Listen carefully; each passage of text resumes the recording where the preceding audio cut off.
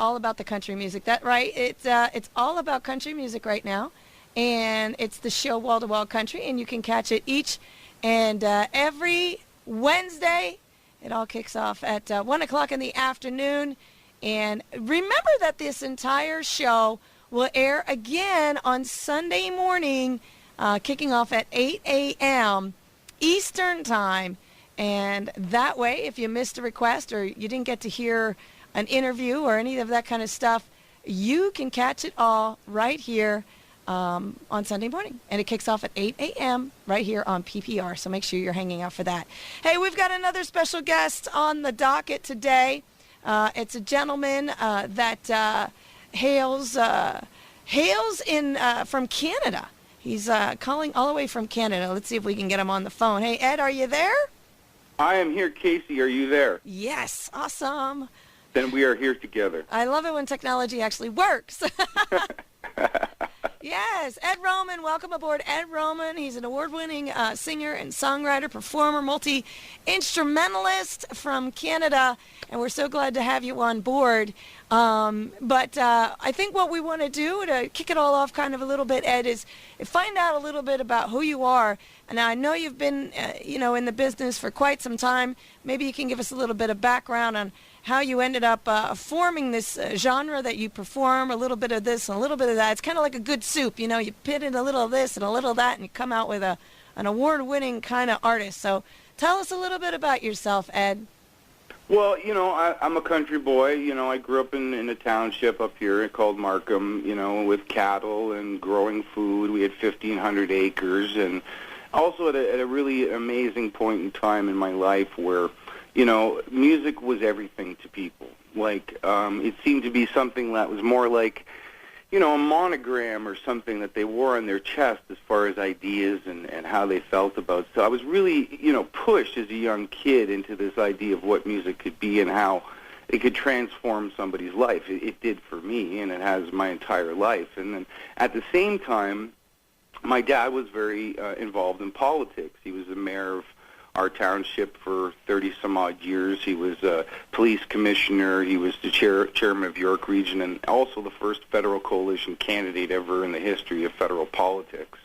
And he ran as an independent, went to Ottawa, and represented our riding as an independent. So that is a very big part of who I am as far as the language and the sort of messages behind what I'm trying to say. Because some people might say, well, his music is very political. Well, that might be a way to stamp it in a generalized way, but there's far more going on there that deals with what I mean is my background and that connection to the earth and growing things and being around animals. So all that said, I also, that era, everybody in my house, from my, grandparents to my parents to my brothers and sisters that were so much older than I, listened to such a variety of music. So all of that encompassed my early sort of education of different stuff, whether it was country, funk, rock, folk. It didn't matter what it was, but if there was a message there, that's what really sort of grabbed everybody around me, and it grabbed me too. So, as I started to write and as a younger kid and get into instruments and playing more, I fell in love with stringed instruments. So, my first instrument was a guitar as a kid. It was missing a bunch of strings, but I learned to, pick out melodies and things like that. And later, as I got into high school, I started playing the bass. And I fell in love with that, went on to college to study music. And I've been teaching for 25-some-odd years as a music teacher in and out of many different schools, from Toronto all the way up to here, and personally teaching out of my own studio here for almost 8 years. So all that said, I've been writing the whole time and putting out records the whole time, and with different bands and different musicians, either sideman or the Special Ed and the Musically Challenged project, and now with these solo records that I've been doing, it's been getting a heck of a lot of attention. And I guess that's, it's nice to see it crossing over into multi-areas of genres of music, whether it be, a reggae tune award this year from the Acamedia Society, and, or an award for Coming My Way, which is more like a folk country number, that, by the IMEA last year. So all of that, it really makes me feel connected, not only to people, but just to what I'm doing, because people say, well, why don't you play one genre, Roman? And I'm like, well, because it's all music. A lot of my early mentors, whether they were people philosophically describing life or musicians talking about life and music. It's all music. We categorize it out of necessity sometimes because of where we come from in different parts of the world, because there's so many different kinds of music. And at the same time, regionally, it's also very classified because of, or the cityscapes that we live in or the country environments that we live in. Nonetheless, it's all music. So I guess that's really what I'm trying to be, is honest to myself. When an idea approaches me, I try not to force it into a box. I'm trying to listen to what the idea is saying to me, whether it's the language, the melody, the arrangement, the genre, as I mentioned. All of that is part of the experience for me. Wow. And I think, you mentioned it, you've gotten some awards, so whatever you're doing is working, and it's piquing people's interests, and it's getting people's ear. And you mentioned about, kind of being true to the earth and stuff like that. I wanted to touch base a little bit on a little something I read in your bio about you just recently, or according to this anyway, traveled to Jamaica to help those folks out after having some difficulty, and you shot a video over there. What was that all about, Ed? Well, Jamaica is like one of those mystical places that you read about in like Treasure Island or something. Mm-hmm. For me, as a kid, I was like the Caribbean, And when I met my wife many years ago, we always, even when we were kids, we always, she too was like, yeah, I'd love to go to Jamaica one day. And I fell in love with a lot of artists from there: Bob Marley, Peter Tosh, Bunny Wailer, Jimmy Cliff. Mm-hmm. There's so many amazing musicians and ideas that have come from there. So I was drawn there as an artisan, and we went on a vacation trip once, but we didn't even stay at the resort. We left. We were out with people that we met that were musicians, that were working at the resorts, and really got to understand more about island culture than you would if you were staying behind the walls. And it's nice to have the jerk chicken floating around in the pool, swim-up bar experience, but at a certain point, you start realizing, well, what's behind those walls? And everybody has this fear of don't go, don't do those things, don't go to Kingston, don't go to, Trenchtown. But I went. I wanted to put aside my fear of what all those things are and experience it. And to put my trust and faith into people that I don't know really that well at the time. People were like, well, you sure you want to do that? Well, they're humans. I'm on the island. If anything happens to me, you got to understand. I mean, Jamaica, prior to tourism being as heavily as it is today, mm-hmm. bauxite was their main export, and they don't do it as much, so they protect people on the island. They look after people. They are very welcoming, and being invited into people's homes and for food, and seeing what the real life was like. In some cases, they don't have running water always, or a mm-hmm. toilet. Mm-hmm. But and for me, it humbled me in terms of as the Rasta men say, being in Babylon with all the comforts that we have as creatures. To also re-impregnate me with the idea that there's something else going on here. And what I learned as well, which helped reinvigorate me, was that, look, most Jamaicans may not have electricity or running water, but at the same time, they have a cell phone that, keeps them up to date with the 21st century. But the difference between the cultures here and there is that we're very insulated. The way that we live our lives. In our homes, on our phones, we communicate this way. But in Jamaica, it's always happening. I mean, on a Thursday night or a Friday night, you go to Ochos Rios, mm-hmm. it's buzzing with activity and people talking and people selling wares and cooking on the street. And for me, it's just like, this is far more like life, living it. And I wanted to try to write a tune that sort of, got people in the idea that, you go out and do these things with people. Don't be afraid to do it. Mm-hmm. And in the end, you're going to have far more of a rich experience. It just doesn't have to be in Jamaica. It's a metaphor for me for many places around the world where people, need to have those experiences, whether they be for a humbling experience or at the same time that real life experience, the true life experience. Mm-hmm. Mm-hmm. So at the same time, meeting these people, they're now family and friends, and we've been sending shipping barrels of material that we collect from family and friends, people up and down our road, anybody that wants to donate food, non-perishables, shoes, books for kids, pens, paper, stuff they need for school, and we ship it there at our own cost. And then they open the barrels, they distribute clothing, whatever it is that's in the barrels to people, without having to be involved with an organization. You can do this. You don't have to, be part of such and such organization and donate. You can. I mean, if that's what you feel is right. But for me, it's more hands-on. It makes me feel connected to that environment. That's why I do it. And I think, we're going to talk a little bit about your new album, too, in just a minute.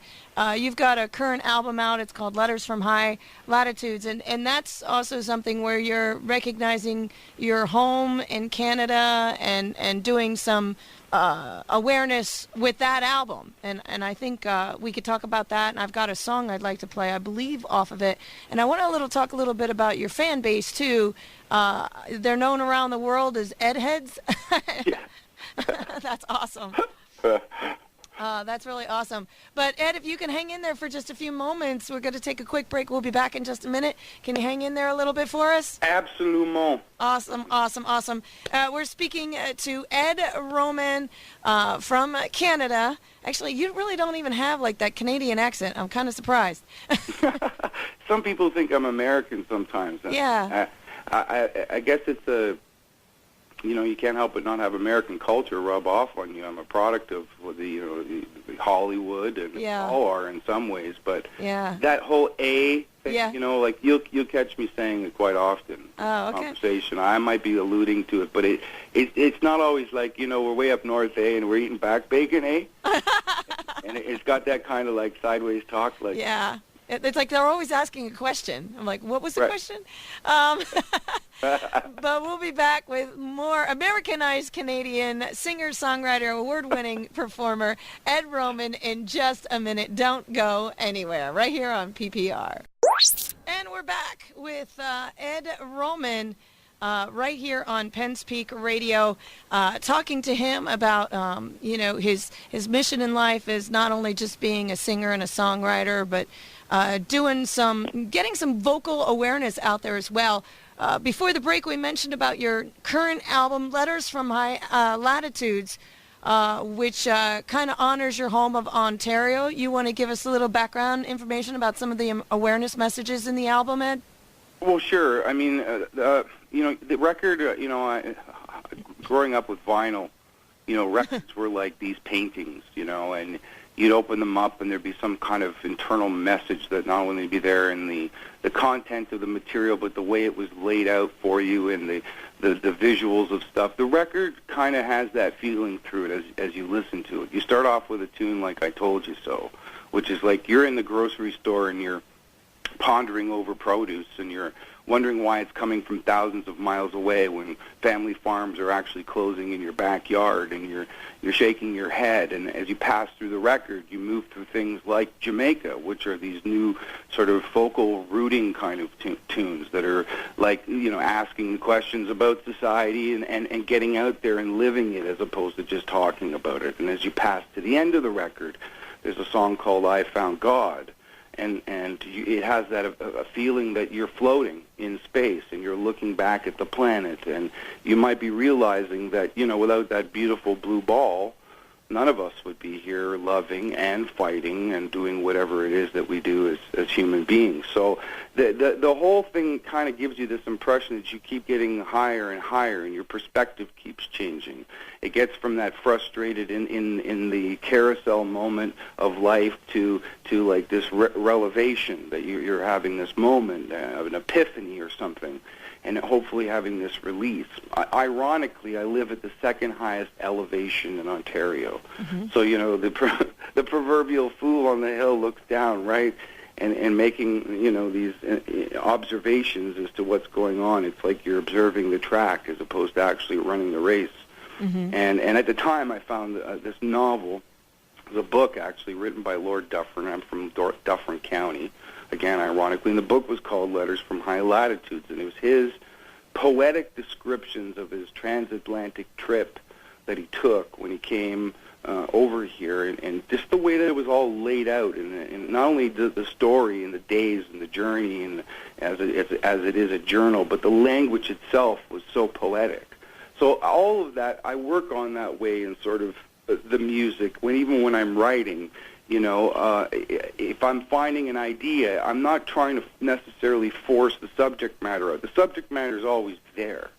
It's how you choose those bits and pieces that put together that puzzle, which then actually, as I said before, starts to show you something even more significant about the song than you actually even writing it. The point is that you are doing it. You are the instrument for what that moment is. Mm-hmm. So all of that said, I'm always trying to approach every tune, every record, and anything that I'm doing. I'm always writing.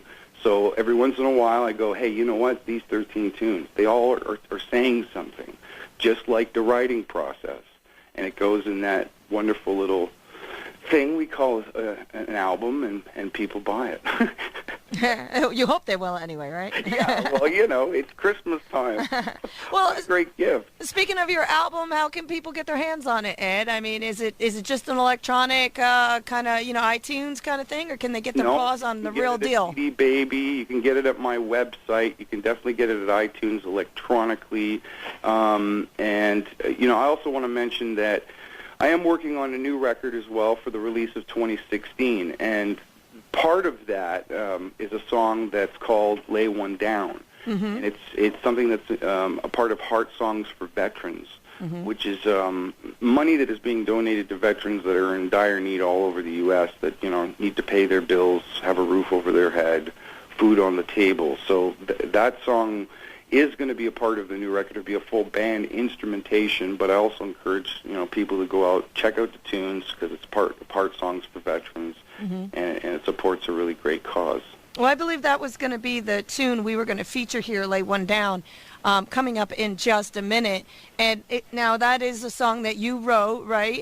And what is it about, Ed? Well, ironically, again, it's part of that, follow the ether magic, right? The natural mystic of information. Jill Powell, she approached me. She's from Heart Songs for Veterans and Project Lips, and they were looking for acoustic material for this particular project. And coincidentally, I had just sort of written this number, and I thought it would have been a really great idea to have it as a part of this just because of the subject matter. So what I did is I said, well, listen to the tune and tell me what you think, and she was very excited about it. Now, ultimately, the song itself could be taken metaphorically by anybody from that environment as far as being a soldier by saying, look, my brother's falling, help him up.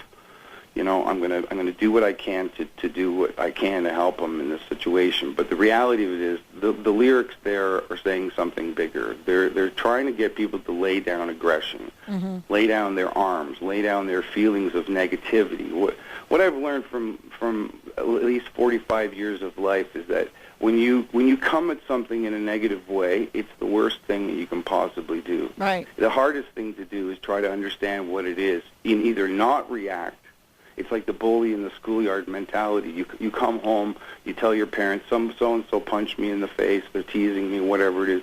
If you play into that, you just feed that anxiety. Right. And as adults, we don't realize that the mechanism of it is still the same, because we need to react this way as people. But at the same time, hopefully we don't in these terrible circumstances. And that's also the other message that's inside of the song that I hope translates. Nice. Well, awesome. I think we're going to give that a listen here, Ed. And one more time, if you could just hang on for a few more minutes, I want to go over how people can find your website and get their hands on your music and stuff in just a minute. But I do want to play your song, and it's called "Lay One Down," so maybe people can listen to it on both sides of the meaning of it. The feature of the soldiers, helping out a combat partner or whatever. Or that overall, it's a matter of, making your choice of how you're going to look at life, in general. Well, right. There's an old Cree proverb that says, the grandfather is approached by the young boy, and the boy says, why is there good and evil in the world? And the grandfather says, well, that's because there's a black wolf and a light wolf, inside of every human heart. And the boy says, well, which one wins? And the grandfather says, well, it all depends on which one you feed. Right, right. And true. I think that's there with a lot of stuff. Sure. And the mechanism of what it is also makes a lot of people a lot of money. Right, absolutely. All right, Ed, well, if you can hold on for just one more minute, we're going to hit the bottom of the hour identification here. Come back with your song. This is a little something called Lay One Down. Now, this is not on the Letters from High Latitudes album. It's going to be on your new featured album coming out in 2016. Do I got that right? That's right. Red Omen will be the title of the record, an anagram of my own name. Okay, and we're going to feature that coming up in just a minute. And there you go, Ed Roman right here for you on Penn's Peak Radio. We're Rock and Country Collide, doing a little bit of both today, and I got to tell you, that's a really great tune. Now, you guys want to keep in mind that song is coming out in the year 2016 on a brand new album that this guy's going to throw out there, Red Roman, Lay One Down. But if you want to get your hands on some of the music he has out right now, Ed, as you mentioned, they can get a hard copy from your website and from CD Baby and places like that, or they can do it electronically, right? Absolutely, and you can get the Ed Roman app for free on iTunes for your Android or iPhone device. Okay.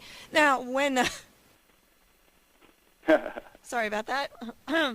When people are trying to figure out who you are and more about you, your website is edroman.net? You got it. Okay, and are you a social media dude? Can they find you on all of the social media platforms that are out there as of today? Absolutely. I'm always on social media. I'm always talking about something on Twitter or Facebook, or I'm always posting a video on YouTube. All of that is Special Ed Roman. Come by any of those. You can also get all those buttons on my website. If you go to the top of the page, click them, they're all there. Okay. Oh, I see that you posted a little something from us. Yay. Nice. I'm always sharing. Yeah, really, really nice. So you can check out some of what this guy has going on, find out. And I think that's one way that people can really connect with artists. I mean, I have the same conversation with every artist that I talk to. Some are, 1,000% for it. Some aren't so much. Some like the traditional ways of doing things, but how do you feel about the social medias? Do you think it's the right way to go as far as connectivity and getting your words and your music and your meaning out there, Ed? Well, definitely in this day and age, I mean, everything has changed so much since, the advent of the Internet and even the way we do business and commerce, everything. So it's definitely, integral as far as, like, getting your music out there and getting people talking about it, sharing, letting people know shows like this are happening. That all just, bolsters everything that's kind of going on. I think sometimes the thing about social media is that it sort of can be slightly overrated as far as, like, in terms of our human existence. I mean, there's a lot of people that I say I'm on there all the time. I mean, I'm doing other things, but if my phone notifies me that somebody wants to communicate with me, I'll respond to it either in time or quickly, depending on how urgent it is, but I don't live my life on there. Yeah. And I think that's one of the things that's kind of crazy about the 21st century is that, and that's why I'm always talking about gardening and getting outside and doing different things, is because so many people aren't. Right. And doing those basic things, especially growing food, which saves you a lot of money and is actually better for you, is a form of exercise. Trust me. I mean, I used to be a heavy kid. I mean, when I was in grade 9, I was like 260 pounds, 46-inch waist, and I was just healthy. But at the same time, I wasn't as active as I needed to be. And working on the farm again, because there was a lull in our practices in our family because of my dad's illness, multiple sclerosis, and eventually succumbing to a brain tumor. All of that made me realize that that's what really helps me stay healthy. You don't have to join a health club. Just get down on your hands and knees and plant some carrots, man. Yeah. And, and I think that's a good message for, excuse me, a good message for our young. I mean, I grew up, where you went outside, and if you didn't come home dirty and a little bloody, Mom sent you right back outside and said you weren't playing hard enough out there. I mean, she's like, well, what were you doing? You're completely clean. Well, it's even the same thing with social media. I mean, here's why I wrote the song. This is why, we're having this conversation, so it behooves me to answer them. It drives me crazy when artists don't have that connection. And I've met some pretty interesting people in my life, really famous people, without having to name names. The ones that I feel not akin to because, they're my best friends now or something. It's just the ones that took the time to have a human moment without the ego that's driven in. And I think that's the other message from artisans today. If you look around, the people that are willing to communicate with the people that want to know. Dizzy Gillespie was this way. I mean, he'd pull people in off the street if they asked him a question about music, and he'd be writing on a napkin in a restaurant trying to explain the theoretical aspect of what was going on, not because he was an egotist. He just wanted the person to know. Yeah. And having that kind of connection is the most important thing inside of social media, aside from everything else that goes on, is how we live our lives. Those examples weigh far greater, in how we see things as people in the 21st century than anything else. Nice. So if you wanna connect to Ed Roman, you can do so on his website, edroman.net. Find him on Facebook, and you're on Twitter as well. Yep. And you get me on YouTube, Special Ed Roman at YouTube. Come on over to SoundCloud. You can check me over at SoundCloud. Tons of stuff there for free to listen to. Total streaming. Yeah, I'm there. And become an Ed head. You can. You can. Nice. Look to the ocean, and the big stone head is still standing today. Nice. So fans of Ed, make the connection, whether it's through the social medias or the website. Get your hands on some of his music. Definitely different than just some of the plain country music that's out there or whatever. It's a great mix of the genres coming forth with messages to people of all ages. It's kind of what you get out of it. Ed, are you still there? I'm here. Oh, okay, good. I have a funny feeling I'm going to lose you real soon. My phone's starting to act up. But, okay. Hey, listen, I appreciate you taking your time and hanging with us today. And don't forget, the show will re-air on Sunday morning, 8 a.m. Eastern, with the interview in the second hour. So make it known if people miss the interview or want to hear more about you, they can catch the show again on Sunday morning.